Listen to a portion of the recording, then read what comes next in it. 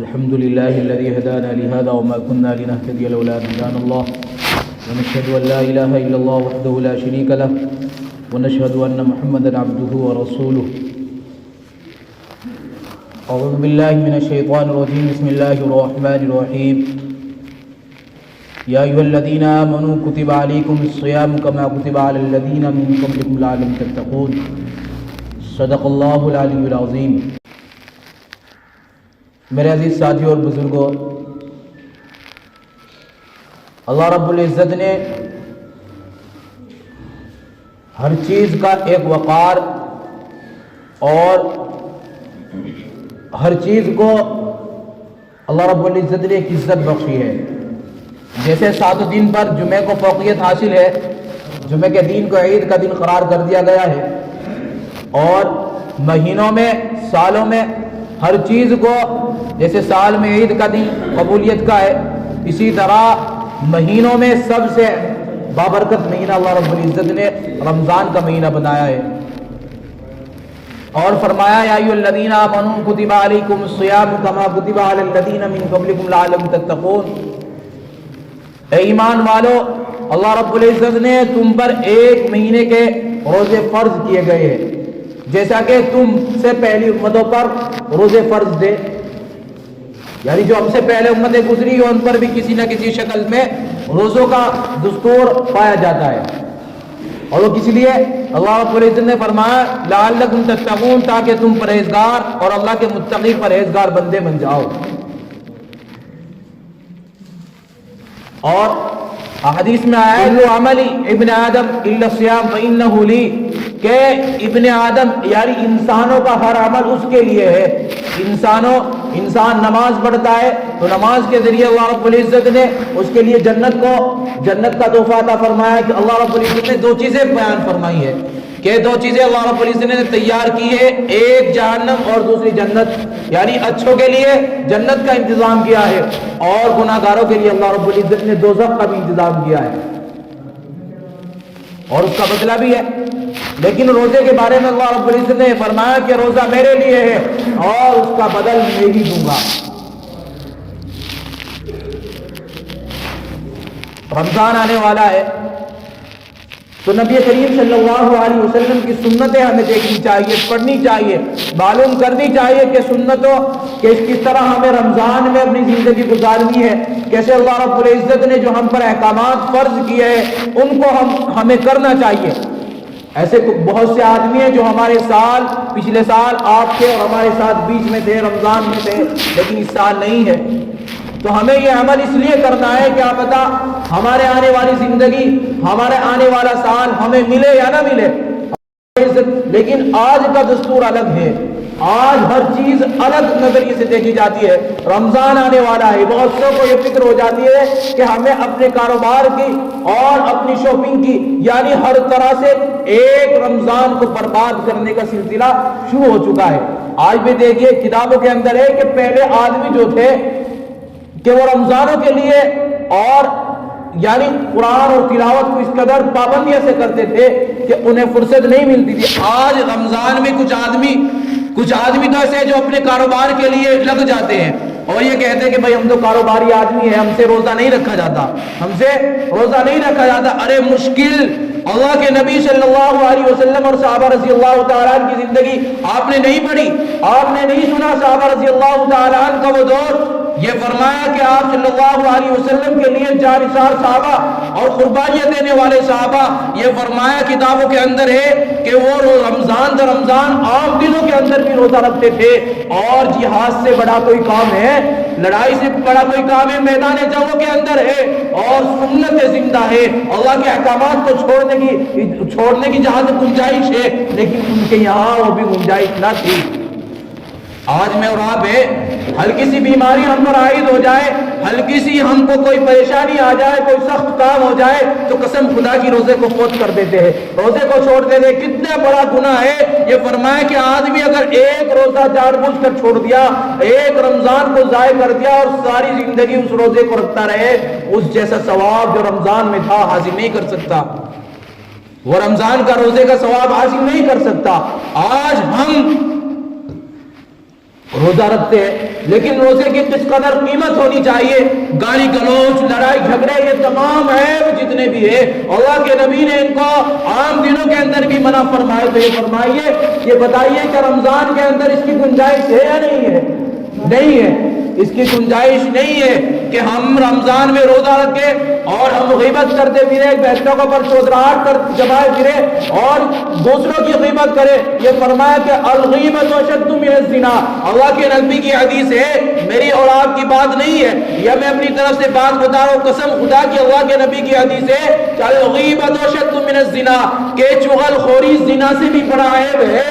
اور یہ فرمایا کہ ایک بار آپ صلی اللہ علیہ وسلم کے سامنے دربار میں ایک صاحب آئے، اس کے منہ سے بدبو آ رہی تھی، اور فرمایا کہ اس صاحب کو کہو کہ اپنے جاڑ دانت سے بوٹیاں نکال کر آئے، اپنے منہ کو صاف کر کے میرے پاس آئے. وہ صاحب کہتے کہ اللہ کے نبی، میں نے کوئی گوشت نہیں کھایا، میں نے کوئی قیمہ نہیں کھایا، تو میرے جاڑ دانتوں میں گوشت کی بوٹیاں کیسے بچی ہوئی ہے؟ یہ فرمایا، یہ بتایا کہ جا تو اپنے بھائی کا گوشت کھا کے آ رہا ہے.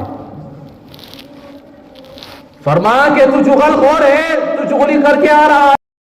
اور حدیث میں فرمایا کہ اتنا بڑا گناہ ہے کہ آدمی زنا کر لے، اپنا منہ کالا کر لے، اس سے زیادہ گناہ چغل خور کا ہے.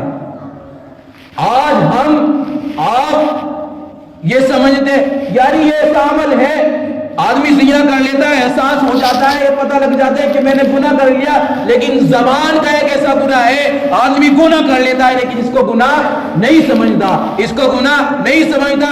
کہیں کسی کی برائی کی جا رہی، کہیں مسجدوں کو مدرسے کو برا بھلا کہا جا رہا ہے. کل ایک پروگرام میں تھے تو وہاں کچھ صاحب نماز پڑھ کے نکل رہے تھے، سنگ بنیاد کا پروگرام تھا.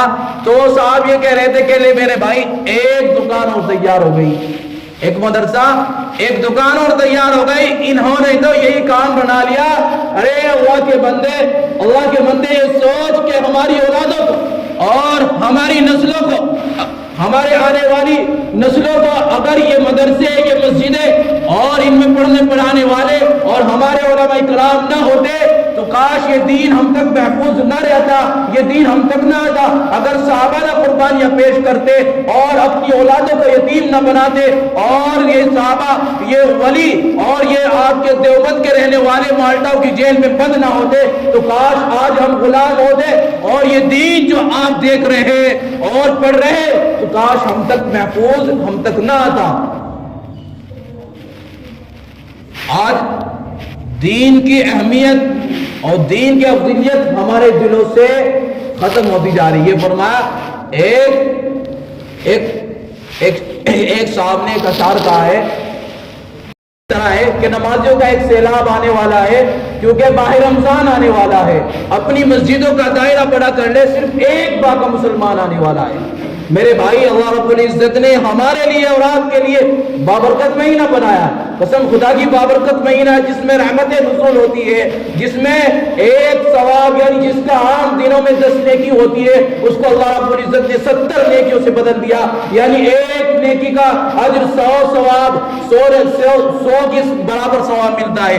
ایک فرض کا ثواب 70 فرضوں کے برابر ملتا ہے. لیکن یہ فرمائیے، یہ بتائیے کہ جب فائدہ زیادہ ہوتا ہے تو نقصان بھی زیادہ ہوتا ہے. یعنی کوئی کام کر رہے ہیں، اس میں فائدہ ہے تو نقصان بھی زیادہ ہے. اگر آپ کا فائدہ زیادہ ہے یعنی ثواب کا دائرہ بڑا کر دیا گیا تو یہ فرمایا کہ اگر آپ نے ایک نماز چھوڑ دی، ایک روزہ چھوڑ دیا، اس کا بھی تو گناہ اتنا ہی ہے، اس کا گناہ بھی تو ڈبل ہے. یہ بھی تو بات سوچنے کی اور سمجھنے کی ہے کہ اگر اللہ رب العزت نے فرمایا کہ ہم نے ایک ثواب یعنی جس کا عام دنوں میں 10 نیکی آتی اس کی 70 کر دیے، تو جس کا گناہ ایک تھا یعنی جس گناہ کا جو گناہ 1 کے برابر تھا اب وہ 70 کے برابر ہے.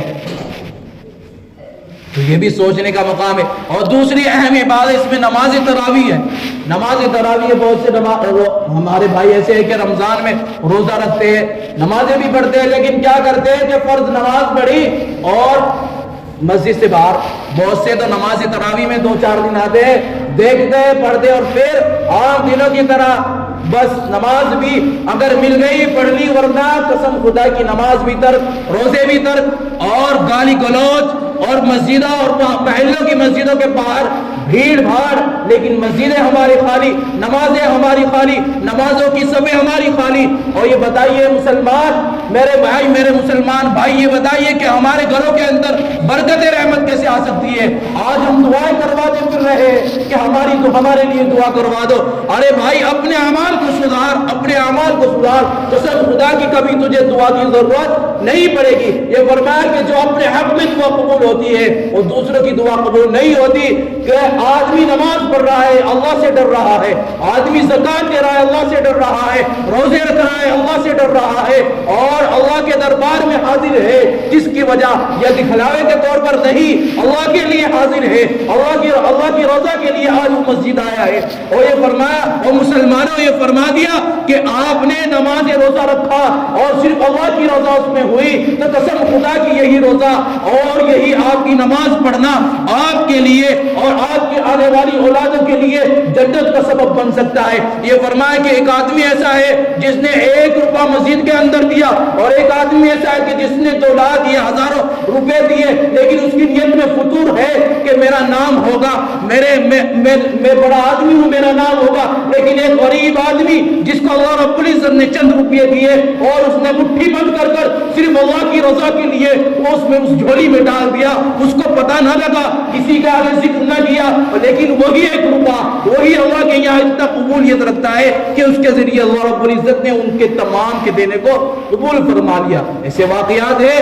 تو میرے بھائی رمضانوں کی برکت، اور آنے والے رمضان ایسے بھی ہوتے ہیں کہ کوئی اللہ کا بندہ نماز تراویح میں ایسا بھی ہوتا ہے جو اللہ کا خوف رکھتا ہے، نمازوں کے اندر ایسا بھی ہوتا ہے جو اللہ سے ڈرتا ہے، اور مجمع کے اندر ایسا بھی ہوتا ہے جو صرف اللہ کی رضا کے لیے آتا ہے، 2 رکعت نماز پڑھتا ہے صرف اللہ کی رضا کے لیے پڑھتا ہے، کوئی اس میں دکھلاوا نہیں ہے۔ تو یہ فرمایا کہ انما الاعمال بالنیات، بخاری شریف کی سب سے پہلی حدیث ہے انما الاعمال بالنیات، کہ اللہ نے اعمال کا دار و مدار نیتوں پر رکھا ہے۔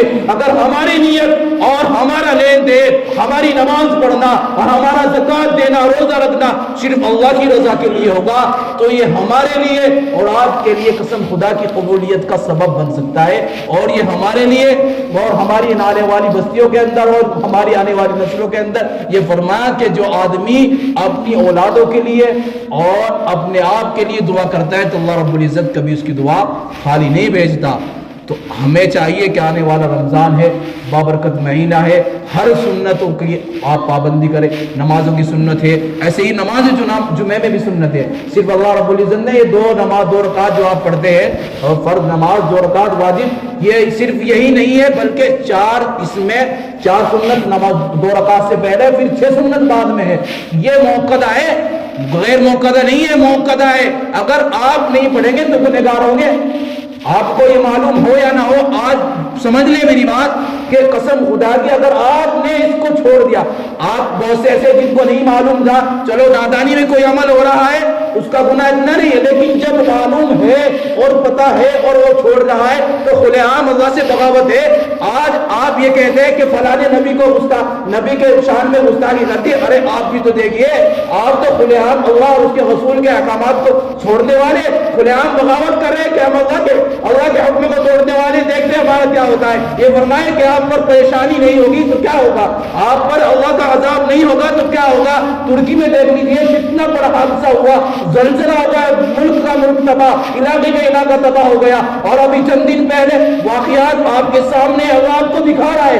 عبرت حاصل کرو، عبرت حاصل کرو مسلمانوں، عبرت حاصل کرو، ورنہ جو حال آج سے 1400 سال پہلے اس سے پہلے ہوا، اگر آج کا حال یہی رہا تو آپ کی اولادیں اور آپ کی نسلیں مرتد پیدا ہوگی۔ اور یہ فرمایا اللہ آپ کا محتاج نہیں ہے، نہ میرا محتاج ہے نہ آپ کا محتاج ہے۔ عالم مرتد ہوتے دیکھے اور نوجوان مرتد ہوتے دیکھے، اللہ نے تو یہ فرما دیا کہ اگر تم سب میرے دین کو چھوڑ دو گے تو میں تو ایسی ایک قوم کو پیدا کر دوں گا، ایسی قوم کو اللہ کے راستے میں کھڑا کر دوں گا، اپنے لیے کھڑا کر دوں گا جس کا تمہیں گمان بھی نہیں تھا۔ تو اللہ میرا اور آپ کو محتاج نہیں ہے، وہ تو ایسی عبادت ایسے لوگوں کو پیدا کر دے گا جس کو آپ کو گمان بھی نہیں کرتے، اس کو ہدایت دے دے۔ ہدایت آپ کو اور مجھ کو ملی ہوئی ہے، آپ یہ سمجھتے ہیں کہ اللہ کی بڑی رحمت ہے، مجھے اور آپ کو ہدایت ملی ہوئی ہے، تو آپ کو دین ملا ہوا ہے، اس کا آپ کو سمجھداری سے اور اپنی قوت کے ساتھ عمل کرنا چاہیے، اور جو سنتیں ہم پر بتائی گئی ہے آپ ان کو پورا کریں۔ جب آپ آئے ہیں تو ہر نماز کو پورا کر کر جائے، صرف نماز بلکہ آپ نے نماز پڑھی 2 رکعت ایسے ہی پڑھی اور چل دیے، یہ نہیں ہے۔ آپ کو اگر نہیں آتی تو ہم تیار ہیں، ہم یہاں بیٹھے ہوئے، آپ ہم سے پوچھیں، ہم یہاں رہتے، ہم سے معلوم کریں کہ بھائی نماز کس طرح پڑھی جاتی ہے، ہم سے نہیں آتی، سیکھو، اے مسلمان سیکھو۔ قسم خدا کی ایک نوجوان اب سے جہاں میں پہلے تھا، فرمایا کہ 80 سال کا بوڑھا ساری عمر نماز پڑھتے ہوئے کہ اتحیات نہیں آتی۔ بتائی اتحیات کی صورت یا اتحیات یاد نہیں، صورت یاد نہیں ہے، نماز کی ترتیب اسے معلوم نہیں ہے، یہ کہتا ہے کہ مولوی صاحب قسم خدا کی صرف آپ سے کھلاؤ، ورنہ آج تک ہمت نہیں ہوئی کسی سے معلوم کر لوں۔ یہ سمجھتا تھا کہ لوگ کیا کہیں گے کہ 80 سال ہو گئے کہ نماز نہیں آتی۔ ارے میرے بھائی، اے میرے بزرگ، ارے شرما رہا ہے کل قیامت کے دن جب وہاں ہزاروں کا مجمع لگا ہوا ہوگا، جب وہاں امان نامے کھولے جائیں گے، اور جب نماز فرض پتہ نہیں ہے، کتنے واجبات ہے، کتنی صورتیں پڑھی جاتی ہے، اتحیات کیا ہے، تو یہ فرمائیے کہ آپ کی نمازیں کس طرح قبول ہوگی۔ اور کو سیکھنا چاہیے شرمانے کی دین میں، اللہ کے نبی نے فرمایا کہ دین میں کوئی شرم نہیں ہے۔ صحابہ رضی اللہ تعالیٰ عنہ کے واقعات تو سنے ہوں گے، پڑھے ہوں گے، بڑھاپے کی عمر ہوگی، سیکھ رہے ہیں، سمجھ رہے اللہ کے اہل صفہ بیٹھے ہوئے، اللہ کے نبی سے معلوم کر رہے ہیں، تو ہم تو پھر بھی نوجوان ہیں، ہم تو پھر بھی ہماری اولادیں پڑھی ہوئی ہیں، ہمارے ماں بہنیں پڑھی ہوئی ہیں، ان سے معلوم کرو، اور شرمانے کی ضرورت نہیں ہے۔ اگر ہم یہاں شرمائے تو کل قیامت کے دن نفسا نفسی کا عالم ہوگا، ماں باپ بھائی بہن کوئی کسی کا نہیں ہوگا۔ تو میرے بھائی آنے والا دور آپ کے ہاتھ میں ہے، ہمارے ہاتھ میں، ماہ رمضان آنے والا ہے، اس کی تیاری کریں اور اپنے آپ کو اور اپنے گھر والوں کو نماز کا پابند بنائے۔ کہے سنیں کہ یہ فرمایا کہنے سننے سے آدمی کی سمجھ میں آتی ہے، اپنے آپ بھی اس پر قائم رہتا ہے، اور جب گھر میں کہتا ہے تو ایک نہ ایک دن گھر والوں کو بھی سمجھ بوجھ پیدا ہوتی ہے۔ اللہ رب العزت ہم سب کو کہنے سننے سے زیادہ